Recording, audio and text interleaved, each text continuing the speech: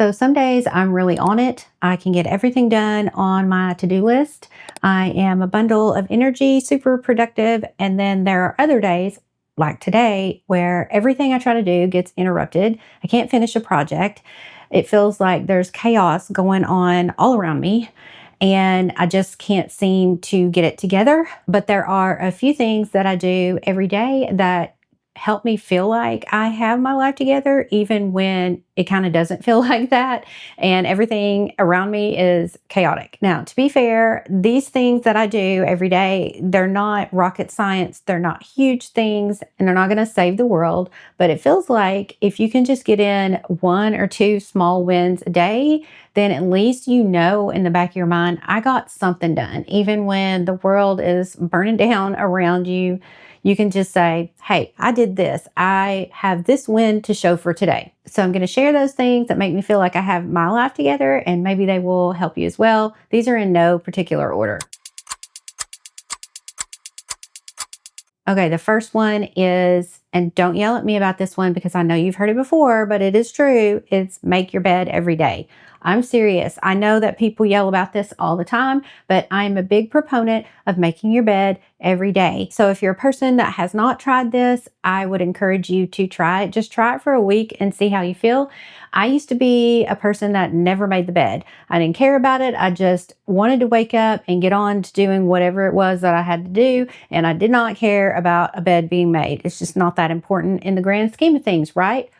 Well, it does kind of make you feel like you have your, you know what, together, because you can look at your bed and say, hey, I got this done today. It looks nice. It looks put together. It looks clean. And even if work is chaotic or hectic, you know, well, I've done that. You come home to your room and you can see that your bed is nicely made and it's all uncluttered. It's just a nice thing. Another thing is after a long day and you're just ready to go to bed, you can pull back the covers and the sheets are nice and smooth and it feels real cool. It's super nice. It's super satisfying to get into a bed that has been made all day. It's not all crumply. It's just kind of a self-care measure. You care enough to make your bed, make it look nice. And it's kind of like a present when you're ready to go to bed that you just open up and then you can kind of get into your present. I don't know. This is where that whole thing falls apart. But you get what I'm saying. It's just a nice treat to yourself. Also, if you're a person that just kind of forgets, if you make yourself an alarm every day to remember to make your bed, you only have to do that for maybe a week because it'll become a habit for you. So it's just going to take you probably about a week and then you're just going to automatically do it at the same time every day. So if you do it immediately after you wake up, it'll become a habit then. Or like I usually do, I usually get ready for work first and then I make the bed. But now it's just sort of second nature to me because I've done it so long that it just becomes a habit and you're not going to need that alarm. All right, the next one is to use a planner, and you would not believe the amount of people that actually don't use a planner. Maybe you're one of those people that don't use a planner. I'm not trying to get on to you. I'm just saying if it feels like you are living in chaos and you can't get your life together, maybe a planner can help. I'm just a suggestion, but I have used a planner that is a paper planner or some kind of digital planner. I've used them on my phone. I have one on my desktop that also has an app for my phone, but they're super helpful because you can put everything in them and you're not having to keep all that stuff in your head rolling around. You don't have to remember appointments. You don't have to remember tasks. It's all in your planner. I think probably this is the number one thing to do to make you feel like you have your stuff together because it's like your second brain. And I think there's a book about that, which is a little bit different than what I'm using it for in this situation.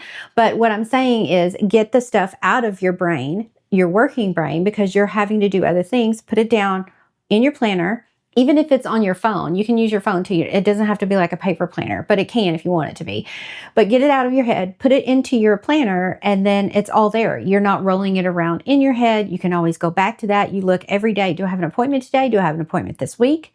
Do I need to do any tasks today? What is coming up? It's all there for you. It's all organized. This is just the biggest tip I have just to make you feel like things are together. This next one is a little bit weird, but I really like to do this, but it's basically just wiping down the kitchen counters, especially at night before you go to bed.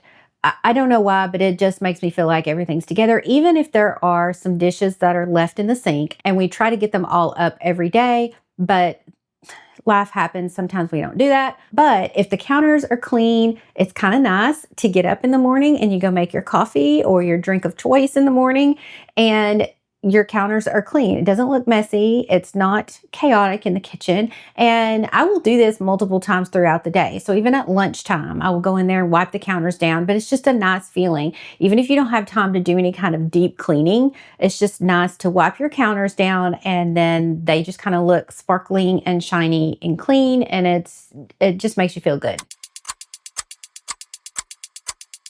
Next is setting an alarm or a timer. So I use this throughout the day, every single day. And you can do it a couple of different ways. So, I mean, you can use like a digital timer, like on your phone. You can use a handheld timer. You can use like a little kitchen timer. There are tons of different timers. You use what you like. But there's a couple of different ways you can do that. So you can set yourself a specific amount of time to do something. So 15 minutes, you say, I want to work on this project for 15 minutes or whatever it is.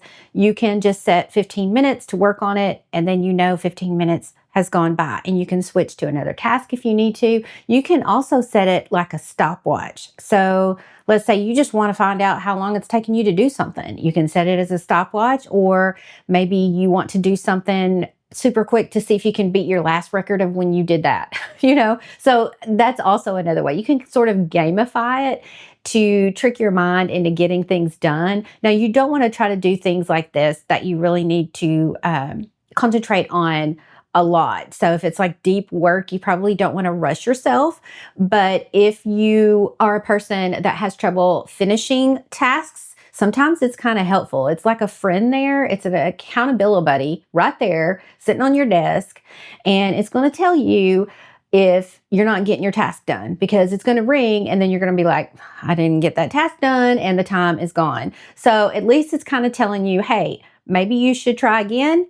Or maybe you should set it aside and work on it a little bit later on. But I use task timers and alarms. Also, don't forget the alarms because they're really important. And I actually have to set an alarm to eat lunch. I do get hungry, but a lot of times I will push that feeling to the side because I'm working on something, and then I'll just keep going until it's 2:00, and then I'm starving to death. And I have just missed the opportunity for lunch or have to go super late. So anyway, an alarm is also useful. And this thing is something that I started doing years ago, and it is getting things ready the night before. And I do things a little bit different than just the night before. I actually try to get all of my clothes ready the Sunday before the work week. So this helps my brain with decision fatigue. So if I get up in the morning on Monday morning, which, Mondays are Mondays, and I'm just not a morning person, so it's already difficult to get up that early anyway, I also don't want to have to think about what I'm going to wear. I have gone through this before. I have picked out clothes, put them on, had some type of wardrobe malfunction.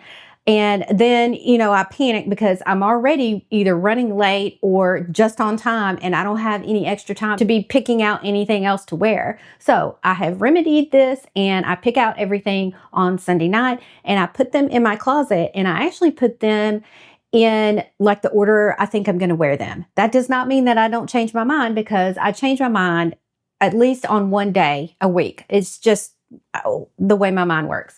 But it is just kind of a guideline that's there, and I don't have to think about it.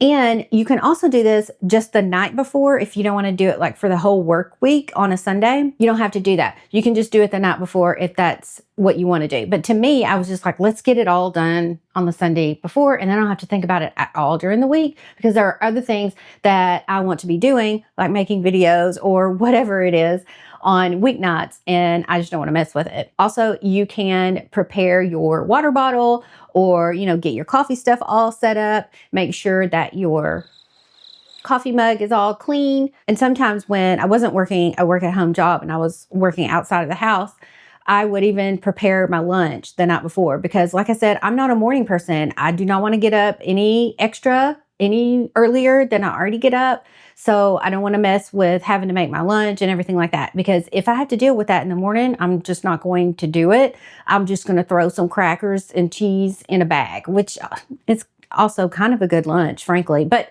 you get what I'm saying. Prepare it the night before or prepare it the weekend before. And it really does make you feel like everything's together because you're not having to worry about all the decisions.